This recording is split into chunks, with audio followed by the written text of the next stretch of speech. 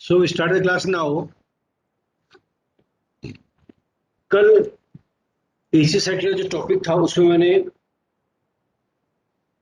Pure resistance और pure inductor के बारे में आपको डिस्कस किया था, ठीक है ना। इसे कंपैरिजन में लास्ट में बता दूंगा आपको। आज हम डिस्कस करेंगे AC circuit with pure capacitance, AC circuits with pure capacitance, ठीक है। तो इसमें ये कैपेसिटर लगा रखा है एक हमने, और ये एसी सोर्स लगा रखा है।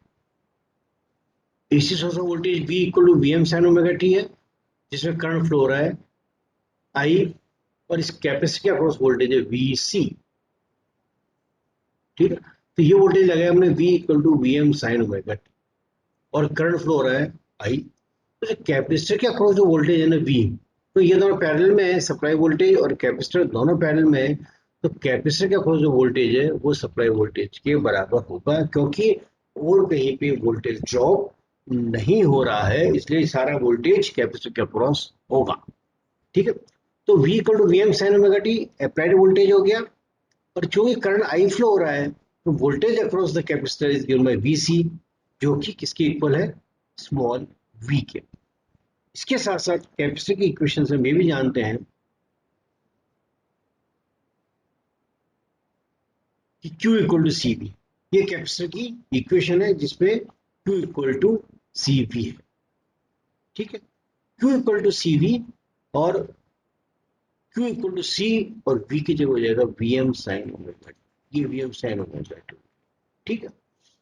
इसमें हमने क्या किया, दोनों तरफ डिफ्रेंशिएट कर दिया इसमें। ये तो हो गया with respect to T, not omega T, with respect to T हमने इसको डिफ्रेंशिएट कर दिया। तो ये क्या हो जाएगा, D Q by D T equal to, T के रेस्पेक्ट में करें तो ओमेगा तो बाहर आ जाएगा, ओमेगा सी वी एम और साइन का डिफ्रेंशिएशन और कॉस ओमेगा टी। तो D Q by D T equal to हो गया omega C V M cos omega T. तो D Q by D T कहलाता है आवेश में परिवर्तन की दर, rate of change of charge, जो कि इक्विवेलेंट होता है करंट आई के, ठीक है। So D Q by D T is equal to I, ठीक है। So this is equal to I, तो ये क्या हो जाएगा यहाँ पर, this is equal to I, small I, ठीक है।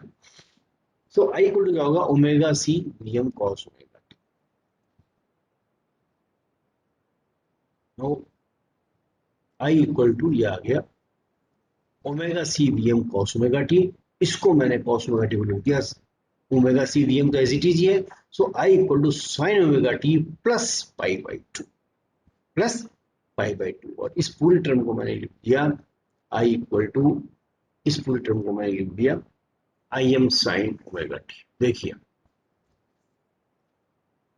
एक चीज मैं आपको बताना चाहूंगा, this term is equal to I M, फिर what is I M equal to omega C V M, और ओमेगा सी को मैंने टर्म लिख दी है एक्सी, एक्सी बराबर वी एम अपॉन, एक्सी बराबर या ओमेगा सी बराबर एक्सी बराबर V M upon I M, which equals to 1 upon omega C. So inductor के अंदर जो रिएक्टेंस था, तो कैपेसिटिव रिएक्टेंस एक्सी बराबर क्या हो गया,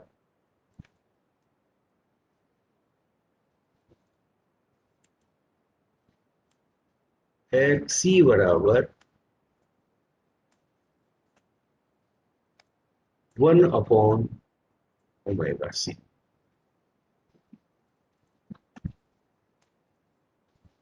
ठीक है। इसके साथ साथ एक ये नई टर्म इंट्रोड्यूस हुई है, जैसे इंडक्टर में एक्सएल इंट्रोड्यूस हुआ था, XL equal to omega L था, यहाँ पे हो गया एक्सी बराबर 1 अपॉन ओमेगा सी, जो कहलाता है कैपेसिटिव रिएक्टेंस। क्या कहलाएगा, this is known as capacitive reactance, capacitive reactance.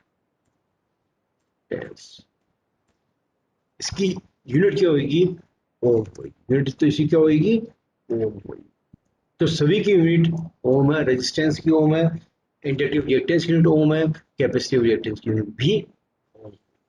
ठीक है, तो प्योर कैपेसिटर में क्या हो गया, ये तो देखिए है आपके करंट का equation, this is the equation of the current और this is the equation of the voltage.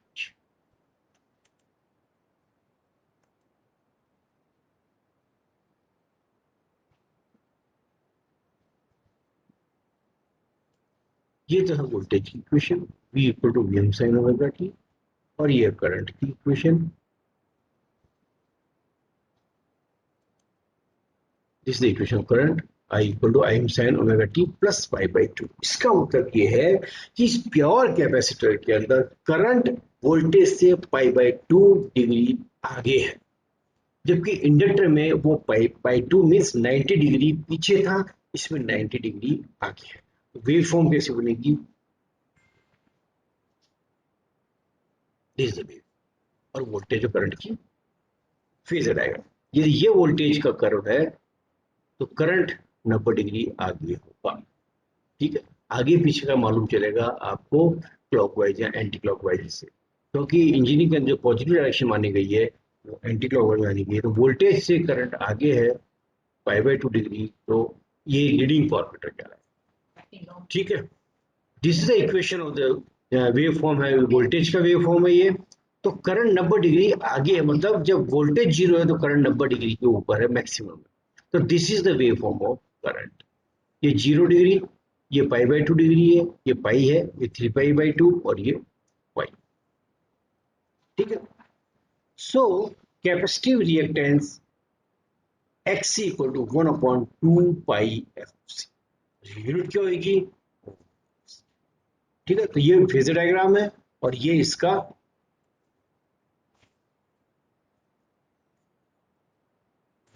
so this is the phasor diagram or this is waveform।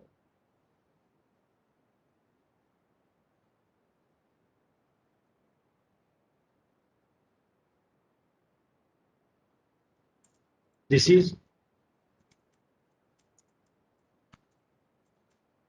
phasor diagram और this is waveform।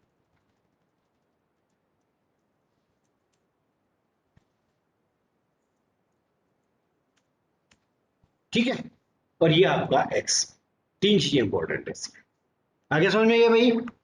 तो behaviour of R, behaviour of L, behaviour of C, इन तीनों comparison में वो आपको बताऊंगा बाद में। इससे पहले हम पावर की कैलकुलेशन करते हैं रेजिस्टेंस में, प्योर रेजिस्टेंस, प्योर इंडक्टेंस में आज करवाऊंगा, कैपेसिटेंस और कंपेरिजन कल करूंगा। तो now we discuss power in R and L, resistance और कैपेसिटेंस में पावर की क्या इक्वेशन रहती है। ठीक है, power calculation in R L and C. Pure resistance, तो किसी भी सर्किट में पावर वोल्टेज तथा करंट का मल्टीप्लिकेशन होता है। सो तात्क्षणिक पावर, जिसको इंस्टेंटेनियस पावर बोलते हैं, जो समय टाइम के साथ ओमेगा के साथ बदलती जा रही है, तो जिस क्षण पे पावर होगी वो क्षण कहलाएगा तात्क्षणिक क्षण या तात्क्षणिक पावर या instantaneous power, which is equal to small v equal to small v into small I. So where v equal to क्या होगा, Vm sin ओमेगा टी, और I इक्वल टू होगा I sin ओमेगा टी। ये हम case discuss कर रहे हैं pure resistance का। तो आपको प्योर रेजिस्टेंस की, वोल्टेज की और करंट की इक्वेशन आपको लर्न होनी चाहिए कि किसमें करंट आगे होता है, किसमें करंट पीछे होता है। रेजिस्टेंस में वोल्टेज और करंट एक ही फेज में। So P equal to Vm sin omega T into Im sin omega T, V into I कर दिया, ये हो गया Vm into I M into sine square omega T. ठीक, तो total power over a cycle, ये पूरी साइकिल में पावर क्या हुई। तो P equal to 1/2 pi integration 0 से 2 pi P D omega T, पूरी साइकिल मतलब एक जो साइन वेव चलती है हमारी, उसमें पावर क्या हुई। तो 1/2 पाई इंटीग्रेशन 0 से 2 पाई, इस P का मान रख दिया मैंने Vm into I M into sine square omega T D omega T. Vm Im तो कांस्टेंट है, बाहर निकालेंगे, साइन स्क्वायर ओमेगा टी का फॉर्मूला है cos 2t वाला, उसमें कन्वर्ट कर लेंगे। तो 1/2 पाई एज इट इज आ गया, ये Vm Im as it is आ गई, इंटीग्रेशन 0 से 2 पाई, और साइन स्क्वायर को मैंने लिख दिया 1 minus cos 2 omega T upon 2 D omega, इसको इंटीग्रेट कर दीजिए। ठीक है, क्या इंटीग्रेशन आएगा देखिए, 1/2 पाई ये रहा, वी एम की जगह वी एम ये रहा, आई की जगह आई एम ये रहा, इस टू को भी मैंने बाहर निकाल दिया, तो अंदर क्या बचा 1 माइनस कॉस 2 ओमेगा टी, इसको मैंने इंटीग्रेट कर दिया, तो 1 का इंटीग्रेशन होगा ओमेगा टी माइनस कॉस हो जाएगा साइन, 1/2 बाहर आ जाएगा, 1/2 omega T minus 1/2 sign omega T, ये 2 का है, ये इस 2 के कारण आएगा। ठीक है, वैल्यू रख दी 1/2 pi V M I M upon 2, ये वाला ओमेगा टी पहले 2 पाई रखेंगे और फिर 0 रखेंगे, तो 2 पाई माइनस 0 माइनस 1/2 साइन 0 0 होता है, साइन 2 पाई भी 0 होता है, तो साइन वाले टर्म तो इसके अंदर 0 हो जाएगी, this term is equal to 0।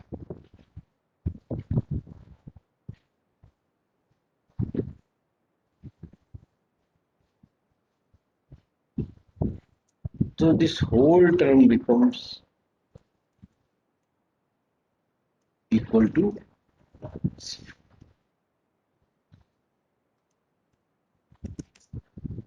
ठीक है, तो ये केवल इस पूरे में क्या बचेगा, केवल और केवल आपके यहाँ पर 2 पाई बचेगा। ठीक है, तो 2 पाई से 2 पाई कैंसिल हो गया,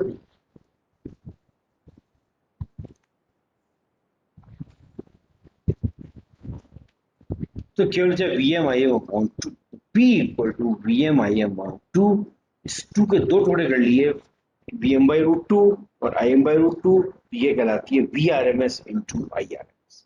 तो रेजिस्टेंस के अंदर पावर का जो फॉर्मूला है वो है पी आई या V R M S into I R M S. Capital V और कैपिटल आई जहाँ लिखा हुआ है, इसका मतलब ये मान लीजिए कि वो उसकी आर एम एस वैल्यू है, बार बार मेंशन करने की जरूरत नहीं है, R M S. So P equal to resistance की जो पावर है, which is equal to P equal to V I. इसको वेव फॉर्म की जो ग्राफ है उससे भी समझा जा सकता है, ये वेव फॉर्म है।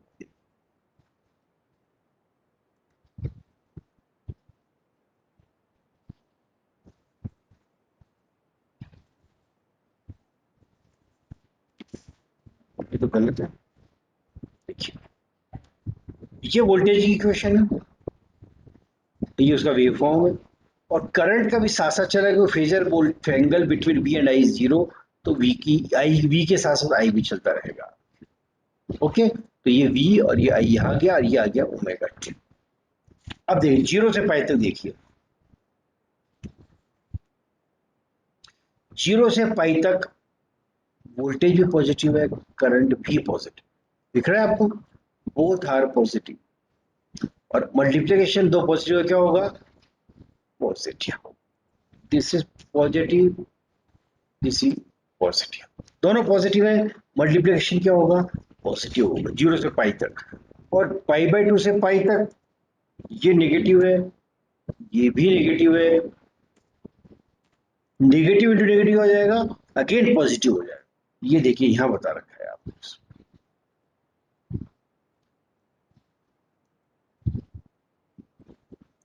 तो ये तो हो गया वी का वेव फॉर्म, ये नीचे वाला हो गया करंट का वेव फॉर्म, तो वी भी पॉजिटिव है, आई भी पॉजिटिव है, तो पी पॉजिटिव होगा, तो ये पॉजिटिव वेव फॉर्म। और पाई से 2 पाई तक वोल्टेज भी नेगेटिव है, करंट भी नेगेटिव है, तो V इंटू आई नेगेटिव इंटू नेगेटिव हो जाएगा पॉजिटिव, ये पॉजिटिव। ठीक है, तो 0 से पाई तक भी पावर मिलेगी आपको, पाई से 2 पाई तक भी पावर मिलेगी आपको, और उस पावर का फार्मूला होगा P equal to V into I, या आप आई स्क्वायर आर भी इसको कह सकते हैं। अब pure inductor, this is pure inductor. So we know in inductor V equal to Vm sin omega t and I equal to Im sin omega t minus pi by 2, या इसको simplify करूंगा तो आएगा minus I M cos omega T. Pure inductor में current हमेशा voltage से 90 degree पीछे चलता है, लैगिंग चलता है, जैसा कि हमने पहले प्योर इंडक्टर के केस में देख लिया था। तो इसमें I equal to I M sine omega T minus pi by 2, जो क्या होगा minus I M cos omega T. So बिल्कुल इसी तरह से करना है, ताक्षणिक power P equal to V into I, तो V की value V M sine omega T, I की value minus I M cos omega T, यहाँ रख दिया, यहाँ माइनस साइन लगा दिया। ठीक है, इसको 2 से मल्टीप्लाई किया, 2 से डिवाइड किया, तो 2 से डिवाइड हो गया, माइनस ये रहा 1/2 V M into I M, V M into I M, 2 sine omega T cos omega T. तो 2 साइन ए कॉस ए होता है साइन 2 ए, ये कॉस 2 का फार्मूला होता है, तो ये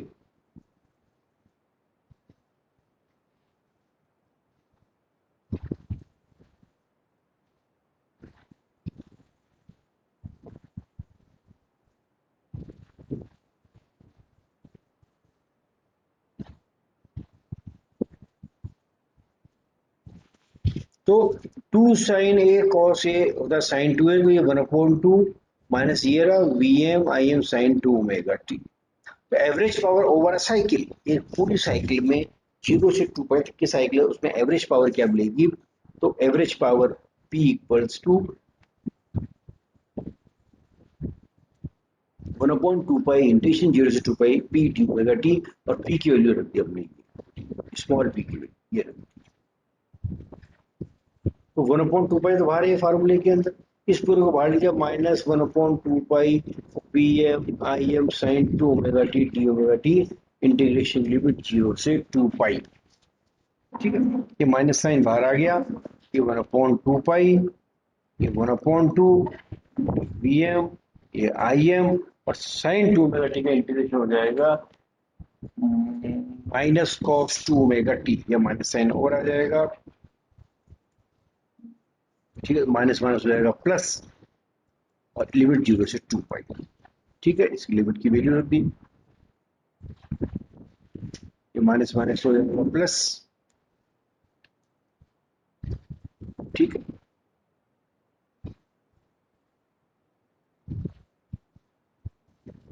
हो जाएगा plus 1/2 pi 1/2 V M I M into 1/2, या कॉस 2 मेगा टी था ना, तो पहले 2 पाई हो गया कॉस 4 पाई माइनस कॉस 0। तो कॉस 4 पाई की वैल्यू 1 होती है, कॉस 0 की वैल्यू 1 होती है, तो 1 माइनस 1 0 हो जाएगा। फाइनली ये सारा का सारा जो टर्म है, ये सारा सारा टर्म 0 हो जाएगा, इसलिए प्लस माइनस में फर्क पड़ा नहीं, this whole term is equal to 0। इसका महत्वपूर्ण मतलब ये है कि power consumption in pure inductor is always 0। ये इंपॉर्टेंट कंस्टेंट आपका कंक्लूजन है कि इंडक्टर में, प्योर इंडक्टर के अंदर कोई पावर कंज्यूम नहीं होता है। तो मतलब ये जो इंडक्टर है वो कोई सी भी पावर कंज्यूम नहीं करेगा। इंडक्टर का सबसे बड़े एग्जांपल हमारे जो घरों में ट्यूबलाइट लगी रहती है, जिसमें चौकोल लगी रहती है, this is the example of pure, this is example of inductor. लेकिन वो जो इंडक्टर है ना, वो प्योर नहीं होता है। कोई सा भी इंडक्टर प्योर नहीं होगा, जो भी अपन बनाते हैं। कैसे बनेगा?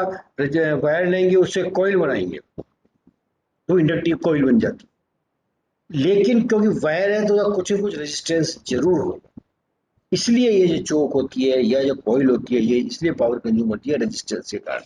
यदि हम किसी भी कारण प्रकार से प्योर इंडक्टर कॉइल बना लें, तो उसमें कोई भी पावर कंजम्पशन नहीं होगा।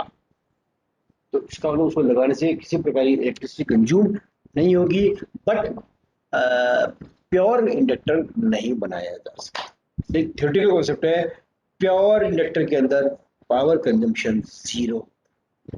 जो पावर कर्व से यदि देखिए, हम देखिए क्या होगा, इंटरेस्टिंग चीज आप ढंग से देखिए इसको। ये देखिए, ये है वोल्टेज की इक्वेशन। अच्छा, इसमें लिखा नहीं का voltage, this is voltage.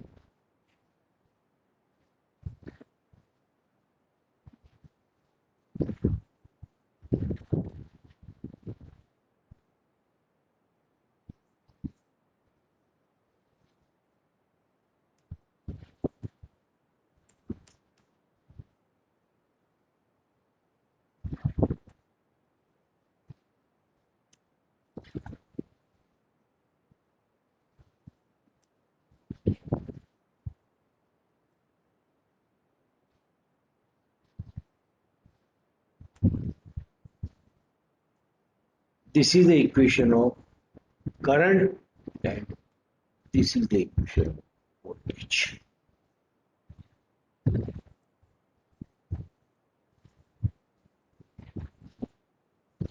This is the equation of voltage. This is the curve of current. Current का हो गया और ये वोल्टेज का। तो ये आपका वोल्टेज का कर्व है और ये करंट 90 डिग्री पीछे है इससे, तो 90 डिग्री बाद चालू होगा। और इसको मैं यहाँ से चालू हो रहा है, इस तरह से चालू हो रहा है, इसको मैंने पीछे ले गया तो ये यहाँ आ जाए। जब वोल्टेज जीरो है तो करंट मैक्सिमम होगा, जब करंट जीरो है तो वोल्टेज मैक्सिमम। उसी पावर साइकिल यदि देखिए आप, तो this is the power cycle.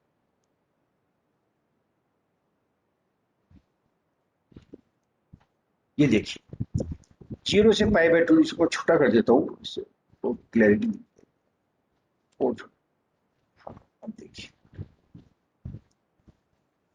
Zero से pi by two, this voltage is positive, current is negative. Zero से pi by two voltage is positive, current is negative, तो नेट हो जाएगा, इन दोनों मल्टीप्लिकेशन पावर होता है V इंटू आई, तो ये हो जाएगा माइनस। तो जीरो से पाई बाय टू तक ये पावर का कर्व हो जाएगा। फिर पाई बाय टू से पाई, वोल्टेज भी पॉजिटिव है, करंट भी पॉजिटिव है, पाई बाय टू से pi, positive voltage positive current, power is positive, ये पावर इज पॉजिटिव। फिर पाई से three pi by two, pi से थ्री पाई बाय टू, इसमें वोल्टेज नेगेटिव हो गया, करंट पॉजिटिव हो गया, पाई से three pi by two, voltage is positive, current is negative, multiplication is negative, so power is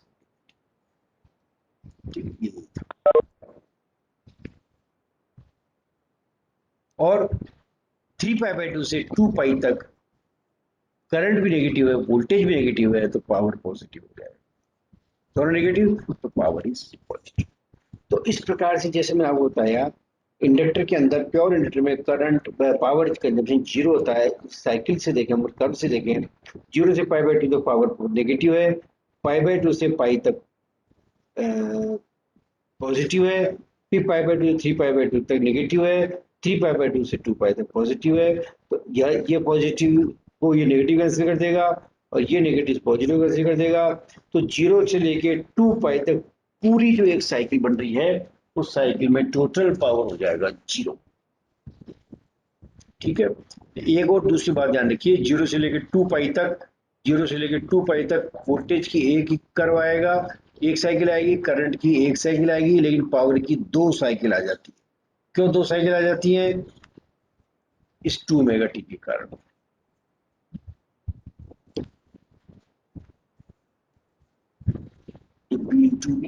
ये इसके कारण साइन 2 मेगा टी आ रहा है ना। इसका मतलब जीरो से लेके 2 पाई तक वोल्टेज की एक साइकिल होगी, करंट की एक साइकिल होगी, पावर की दो साइकिल हो जाएगी। तो साइकिल कितनी हो, अल्टीमेटली जो पावर है प्योर इंडक्टर के अंदर वो जीरो रहेगा। हाँ भाई, आगे समझ में? Yes sir. थोड़ा बहुत आया ना, तो ये नोट्स बना लेना इसके, और आपको तो मैं कल ट्यूटोरियल भी डाल दूंगा इसका, ना तो ये आज हमने पढ़ा प्योर कैपेसिटर का बिहेवियर क्या होता है एसी सर्किट्स में, और रेजिस्टेंस और इंडक्टेंस में पावर की क्या कैलकुलेशन रहती है, पावर की वैल्यू क्या रहती है। रेजिस्टेंस में पावर होता है P equal to V into I, और प्योर इंडक्टर में पावर जीरो होगा, जिसको मैंने ग्राफ से भी आपको या वेव फॉर्म से मैंने आपको समझा दिया है।